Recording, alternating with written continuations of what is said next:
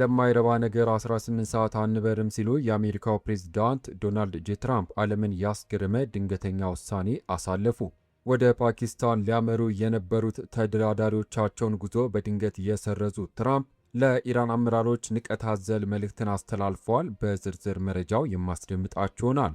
በሌላ በኩል የኢራን ጦር አስገራሚ ምላሽ እንሰጣለን ሲል መዛቱ ደግሞ ቀጠናውን ወደ ለየለት ጦርነት ከቶታል። በቴህራን ስልጣን ላይ ያለው ማን ነው?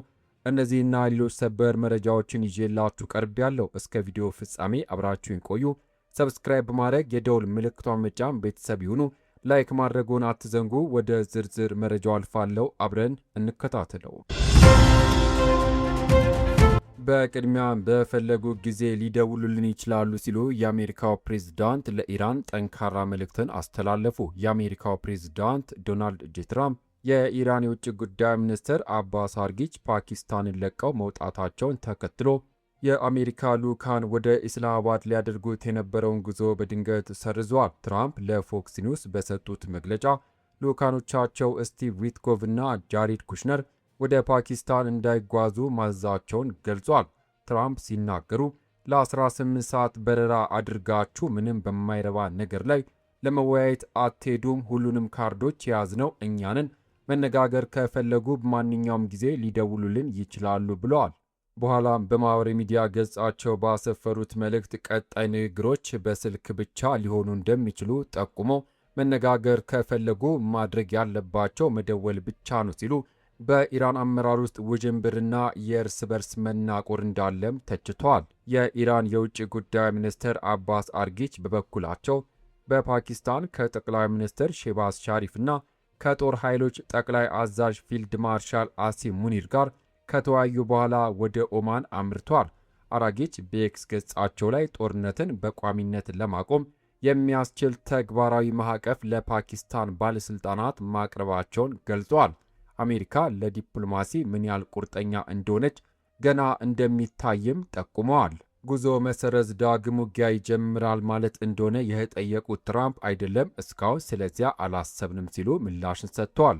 አራጊች ከኦማን በመቀጠል ወደ ሩሲያ በማምራት የካቲት 28 የተጀመረውን ይህን ጦርነት ለማስቆም ጥረታቸው እንደሚቀጥሉም ይጠበቃል። ለተጨማሪ ሌሎች መረጃ ቻናላችንን ሰብስክራይብ ማድረግ ቤተሰብ ይሁኑ።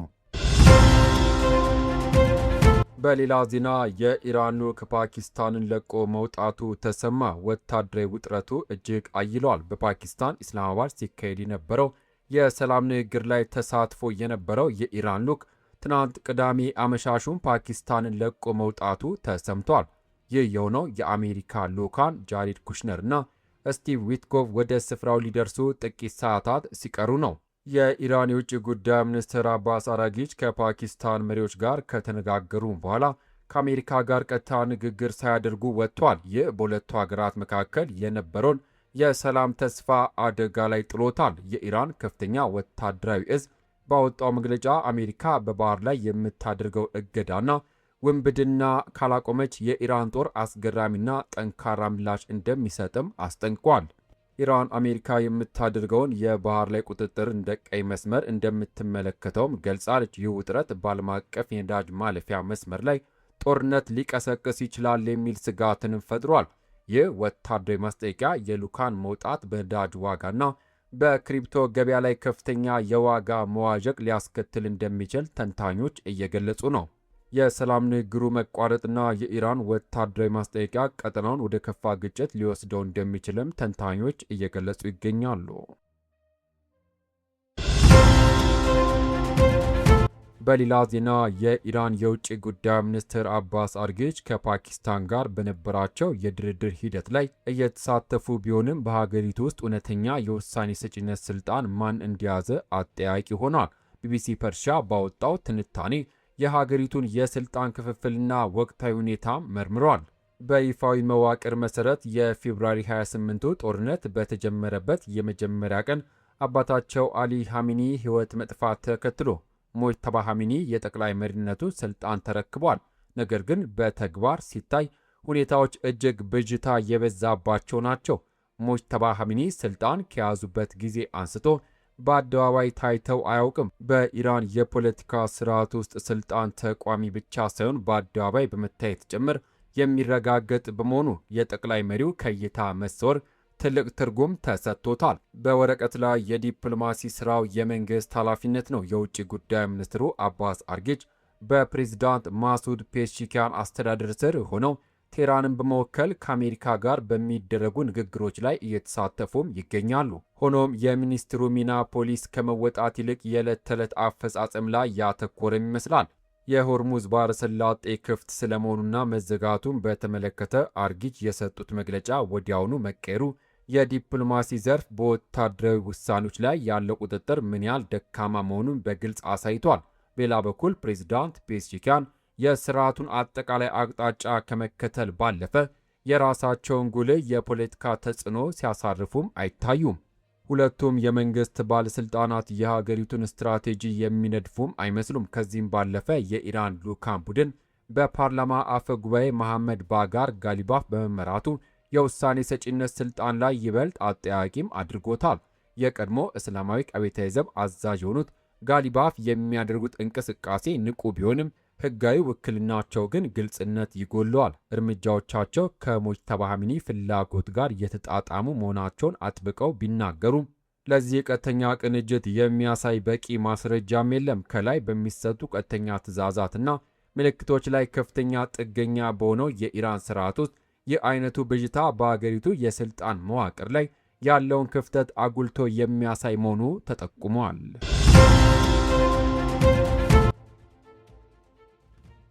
በሌላ ዜና አሜሪካ የኢራን ነዳጅ ንግድ ላይ አዲስ ማዕቀቦችን መጣሏን አስታወቀች። የአሜሪካ የውጭ ጉዳይ መስሪያ ቤት የኢራን ህገወጥ የነዳጅ ንግድ ማስተጓጎል የሚያስችል ቆራጥ እርምጃ እየወሰደ መሆኑን ገለጸ። የአገሪቱ ግምጃ ቤት የዚህ እርምጃ አካል የሆኑ አዳዲስ ማዕቀቦችን ኢራን ላይ ጥሏል። ማዕቀቡ የተጣለው ዋናና ገለልተኛ የቻይና የነዳጅ ማጣሪያ ላይ እንዲሁም በሌሎች 40 ገደማ ኢላማዎች ላይ እንደሆነም ተገልጿል። በግምጃ ቤቱ ድረገጽ ላይ የወጣው መረጃ እንደሚያሳየው ከቻይናው ነዳጅ ማጣሪያ በተጨማሪም ሌሎች 40 ገደማ የሚሆኑ ተቋማትና የነዳጅ ጫኝ መርከቦችም ማዕቀብ ዝርዝር ውስጥ ተካተዋል። አዲሶቹ ማዕቀቦች ለኢራን የነዳጅ ኤክስፐርት ወሳኝ የህይወት መስመር እንደሆኑም ግምጃ ቤቱ ገልጿል። የግምጃ ቤት ኃላፊው ስኮት ቤሴንት በኤክስ ገጻቸው ላይ ባሰፈሩ ጽሑፍ አሜሪካ ከኢራን አገዛዝ ጋር የተገናኙ ማናቸውንም የፋይናንስ መስመሮች ኢላማ ታደርጋለችም ብለዋል። ከዚሁ ጋር በተያያዘ ግምጃ ቤቱ $344 ሚሊዮን የሚያወጣ ዲጂታል ገንዘብ ወይም ደግሞ ክሪፕቶ ከረንሲ ማገዱንም አክሏል። የውጭ ጉዳይ መስሪያ ቤቱ በበኩሉ እነዚህ ማዕቀቦች የኢራን አገዛዝ በመካከለኛው ምስራቅ ለሚያከናውኗቸው ቀጠናዊ መረጋጋትን የሚያናጉ ተግባራት የሚውሉ የገቢ ምንጮችን ያቋርጣሉም ብለዋል። ዘገባው የቢቢሲ።